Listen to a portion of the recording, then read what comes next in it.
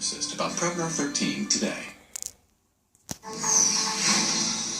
Breaking news at the top of this hour regarding the FBI release of its documents behind the Clinton email server investigation. I am joined now by Adam Goodman, a Republican strategist, and Jessica Ehrlich, a Democratic strategist. And I want to get right to these emails. We've had a chance now, Jessica, to go through the emails, a lot of it redacted. In fact, whole pages redacted. But the overall theme seems to be here, besides the fact that they can't find 13 of her BlackBerries, is that she really does not seem to have a grasp on what is classified information. And that really is coming through in these documents, Jessica. Well, I mean, there is some debate within them as to, her asking whether something is classified or not, but I mean, that's what her staff is there for, to confirm whether or not something and what level they are at, which is, my understanding of what it is that she was clarifying within them. So, and we've seen even since all this has come out that actually the State Department now has changed classifications to make things, I think it's an ongoing situation there where, a little bit of a bureaucracy where things do change in that level. And Adam, she also, somewhat blamed the concussion that she suffered and that there were times where she just didn't remember. Is that a problem for someone who's running for president? Well, I think she's learned the value or the meaning of the word, Cheryl, today. Once you're hacked, you can't take it back. I mean, the report that came out today said it looks like the Russians got their hands on some of this. It's really her response to this, Cheryl, that is most troubling.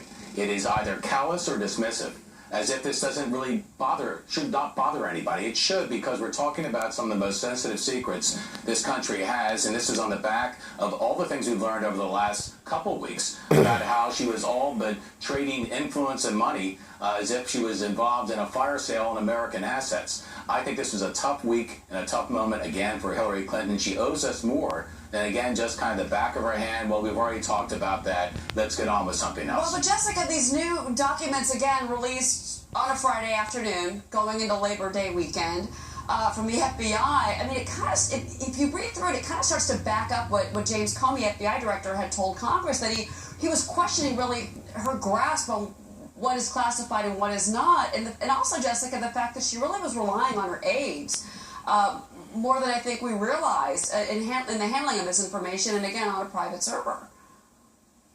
Well, I mean, I think that's very common with anyone in that level of a position. I mean, I worked as staff on the Hill for many years as well, and for various folks. And, one of the important things, and I mean, even Donald Trump has said this, is to surround yourself with, competent people that you can rely on, because one person can only do so much. And we've seen her travel schedule and her meeting schedule and everything else that was going on.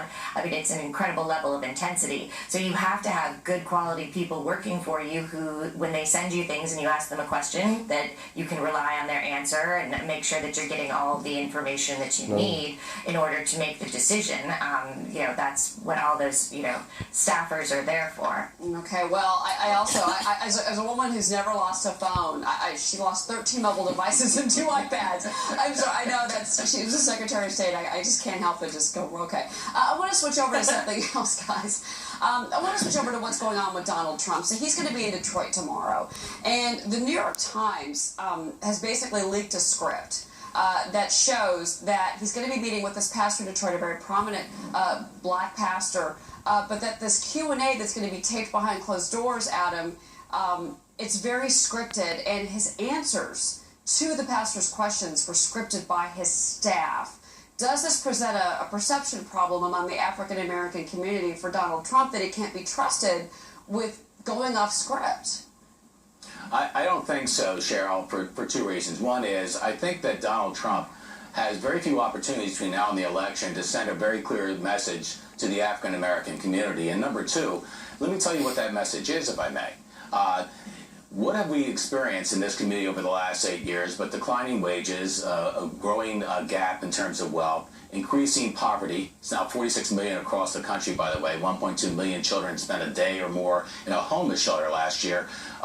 Declining educational standards and increasing violence. There is nothing I can think of that Secretary Clinton can bring to this community right now. the African American community and say, look how wonderful the job Yeah, but is. I've Adam, done. I'm sorry, And Adam, but I do didn't ask think you about that's- her. I asked you about Donald Trump. I mean, this is, you Okay. know, let's talk about him because he's, you know, look, if you look at the polls, let's be honest, I mean, he does not rate with African Americans. I mean, she's got that vote. He says that she is not serving the African American community, fair enough, but Adam, I'm asking you, does he have a perception problem here with this leaked script? It seems he might.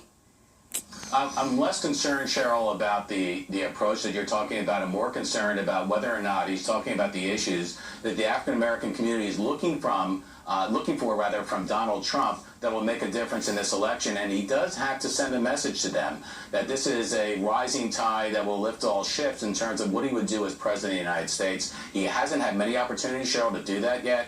This is one such opportunity, and I think he has to nail it. Okay, well, you know, he might just in a different way, Adam, because he may just go off script. He's been known to do that, and sometimes those have been his most successful moments, and sometimes it has not been. So we'll see what happens tomorrow. Jessica Ehrlich and Adam Goodman, thanks to both of you. Have a great weekend. Thanks, Thank you you, too. Cheryl.